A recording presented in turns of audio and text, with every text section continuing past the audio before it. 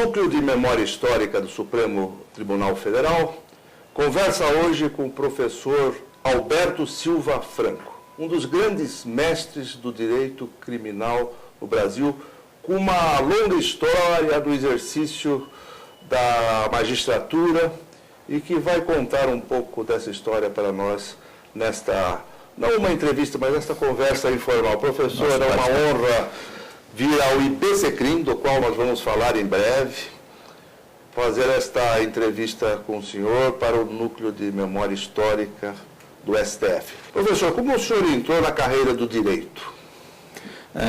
Na verdade, eu não diria que eu tivesse sido um vocacionado para a carreira de direito, né? Eu, quando terminei o colegial, que existia naquela época, né, eu tinha que fazer alguma opção. E a opção seria ou fazer medicina, ou fazer engenharia, ou fazer direito, ou, eventualmente, ser professor. Como eu achava que não tinha vocação para nenhuma dessas áreas, a não ser o direito, eu resolvi fazer direito. E essa mesma dificuldade surgiu para mim quando eu tive que, terminar da faculdade de Direito, tive que fazer uma opção. Ou você promotor público, ou você delegado, ou você juiz de direito, ou você advogado. O senhor fez seu curso aonde? Eu fiz na Faculdade na Faculdade Católica de Direito de São Paulo, na PUC. Na PUC, de São na Paulo. PUC, é. Do ano de 50 a 54, eu fui da chamada turma do Quarto Centenário de São Paulo.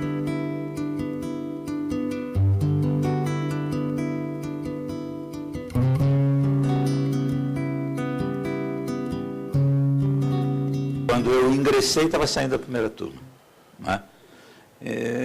Foi realmente, era uma experiência nova de uma faculdade de Direito que estava começando em São Paulo, com grandes professores, né? Eu fui aluno de José Frederico Marques, eu fui aluno do futuro governador Carvalho Pinto, posteriormente governador. Provavelmente ia para a PUC, talvez de bonde? De bonde, sem sombra de dúvida, de bonde. Bonde que subia Cardoso de Almeida. Exatamente.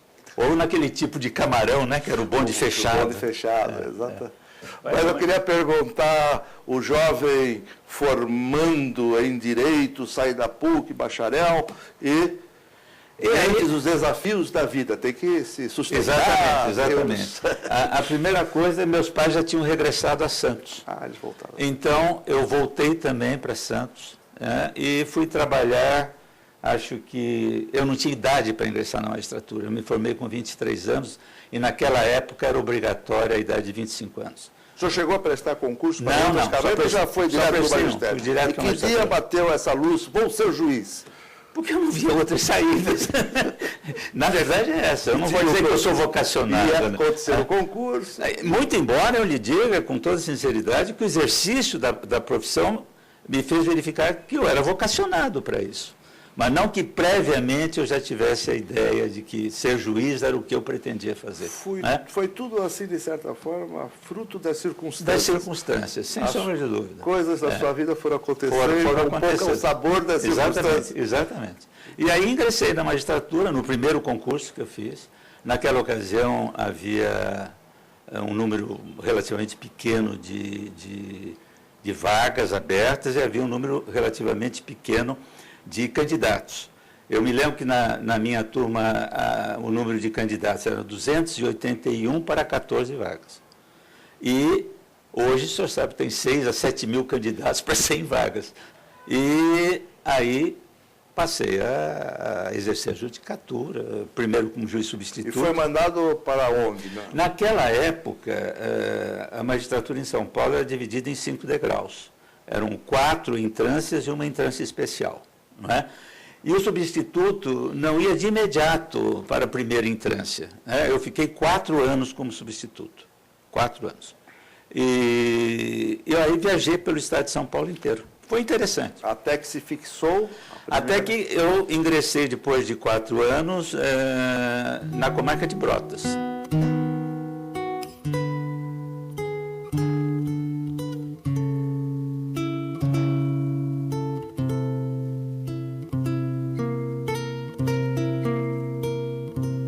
Nesse tempo, o juiz participava muito da vida da sociedade local, né? Numa cidade pequena como Brotas, né? Mas ser juiz efetivo num local pequeno era uma experiência, para mim, nova. absolutamente nova, apesar de já ter passado por vários locais, não é? E foi muito interessante. Eu tive, vamos dizer assim, a sensação agradável de verificar que o juiz pode ser uma pessoa que tem condições de mobilizar a cidade para alguns empreendimentos, se ele estiver vocacionado para isso. Né? É verdade que naqueles tempos o juiz, como se diz, o juiz, o delegado e o padre mandavam mais que o prefeito? Olha, tem uma certa razão. Não é? Eram figuras muito tinha muita força. Na sociedade local, e tinha uma força de aglutinação se ele quisesse aglutinar. Por exemplo, em Brotas não havia nenhuma instituição para menores. Não é? Como juiz, eu reuni um grupo de pessoas da cidade e nós construímos o maior prédio que a cidade teve durante muitos anos, que foi a Casa da Criança de Brotas. Não é? E isso por cooperação de todos. Eu não fui nunca um juiz muito, vamos dizer assim, muito formal. Não é? Então, para a obtenção de meios para a construção, nós tínhamos que percorrer as fazendas. E eu ia de caminhão, percorria as fazendas, pedia gado para ser leiloado, e assim nós conseguimos o dinheiro suficiente para erguer a casa. Isso era uma atividade, vejamos, sua pessoal, não fazia parte das suas obrigações jurisdicionais? Não.